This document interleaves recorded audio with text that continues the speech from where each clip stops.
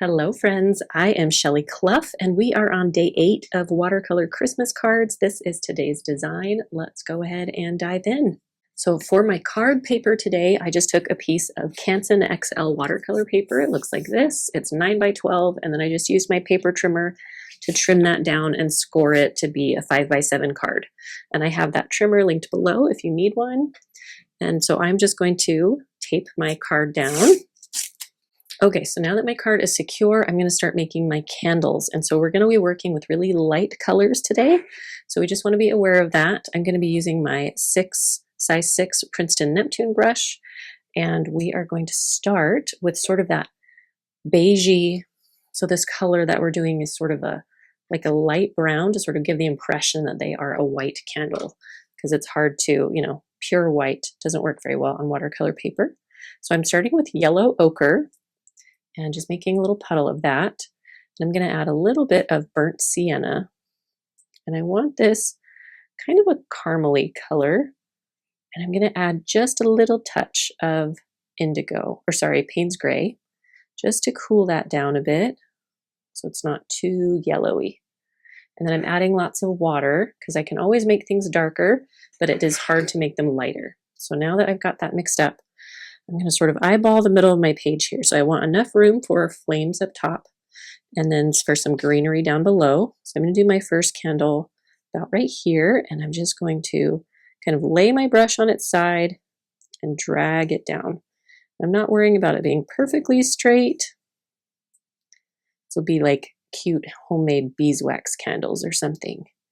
We don't have to make them perfect. So I'm going to make that first stroke, and then I'm actually going to rinse my brush, scrape it off, and use that wet damp brush, that clean damp brush, and sort of soften that color and bring that down the rest of the way so that it's kind of faint on one side.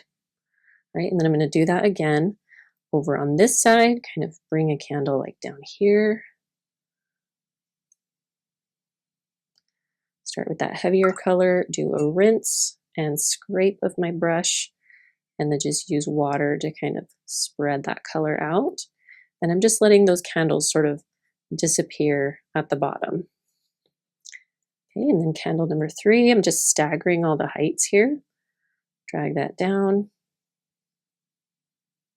Add a little more color, and then rinse and scrape and soften that edge. Okay, so there's my 3 basic shapes. Now I'm going to start to build those out and increase the dimension so that they look nice and round. So we have a little bit of that round shape happening. We're just going to build that up a bit. So I'm going to do a little bit more concentrated of a color, still using that yellow ochre and some burnt sienna with just a tiny bit of Payne's Gray to sort of cool it off. I do that a tiny bit at a time so I don't totally overwhelm my brown colors. Okay, so you can see kind of similar to previously, but a little bit darker. And I'm going to sort of do the same thing. I'm going to run my brush along this side and then sort of up on this base and a little bit along this side. Kind of having it be sort of choppy looking. It helps, that will sort of create the look of maybe wax drips or texture that's happened on these candles. Just a little bit on that main side. And then again on this one, kind of run it narrowly along the one side and then sort of make little lines, pulling that color up. And then I'm just going to rinse my brush and using that clean, damp brush, soften those colors just a little bit. Just so it's not a really harsh line. Just sort of tickling my brush on a few edges.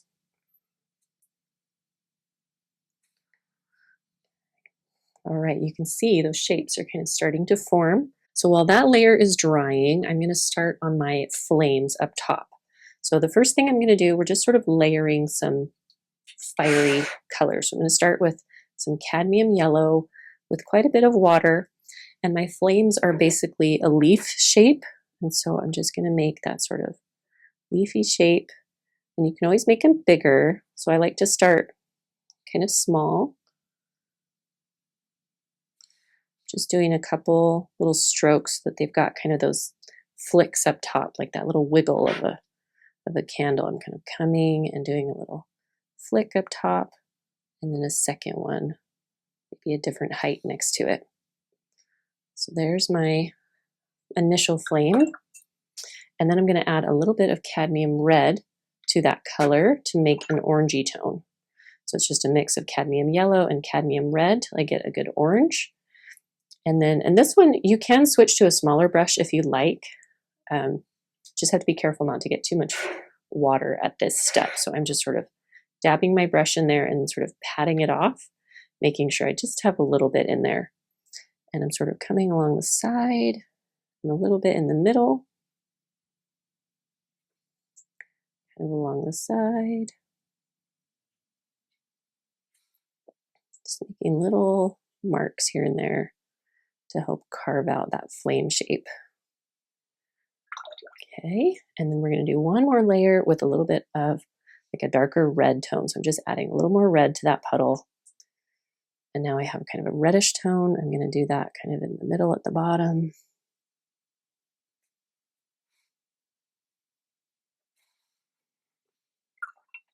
Okay, and then this one, I am going to soften those a little bit, just using my clean damp brush to sort of move that color a little bit. All right, feeling good about that. Now I'm going to come and build up my candles a little bit more. So one thing I want to do is sort of carve out, I'll show you on this example piece, we're going to carve out kind of an oval shape on top to help our candles look round. So I'm going to go into this burnt umber color and a little bit of burnt sienna. And I am going to maybe add a little bit of yellow ochre, just making it really similar to what I've been using. And then I'm just going to sort of carve out a curve there. Come down, carve out a curve. You need to see how I've left little breaks in that line. That just helps it look a little more organic, less forced. Now I'm going to dab a little bit more color. I'm going to do one more shadow on these sides. So I've got my burnt umber, burnt sienna, a little bit of Payne's gray. And then I'm going to make sure I've got enough water in there. And then we're going to run that along the side here. So I'm going to go light on the top, a little heavier here. And sometimes it looks scary right when you put it down.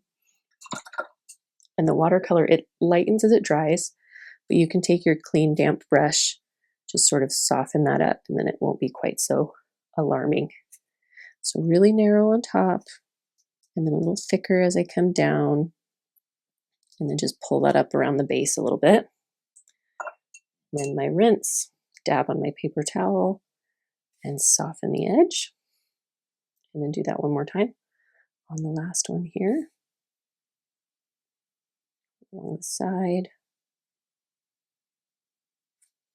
Okay, this one I am going to do just a little bit up here, kind of carve that shape out.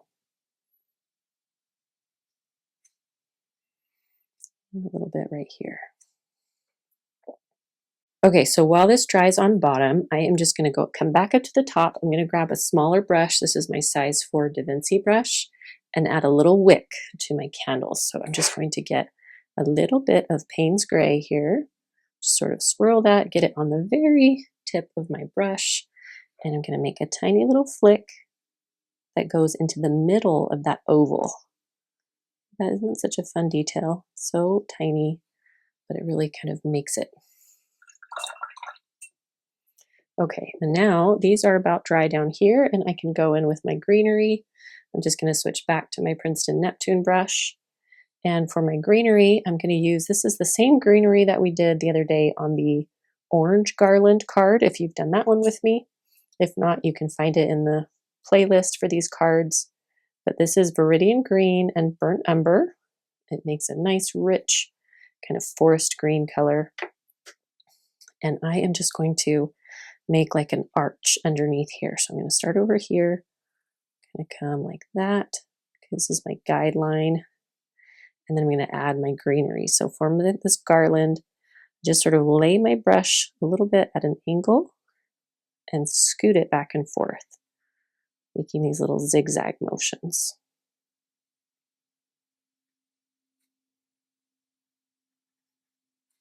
Trying to add some variation to the zigzags. I don't want them to all look the same. That's what helps this look like it's a real plant.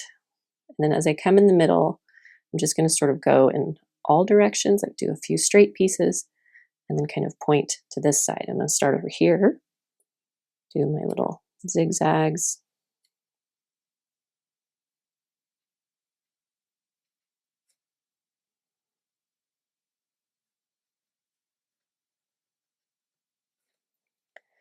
Okay, and then I'm going to thicken this up a little bit in this middle here, make sure my candles don't look like they're totally floating.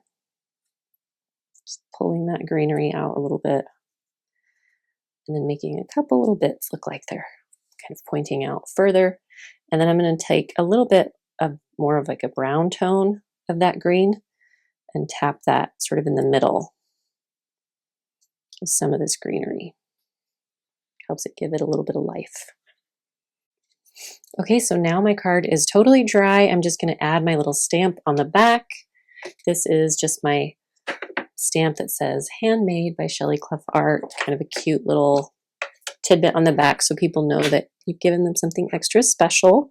And this one I bought a few years ago, but I linked a really similar one down below and also linked a template for that. If you want to use that template to design your own custom stamp, you can. Just going to press that on there. And there is my card.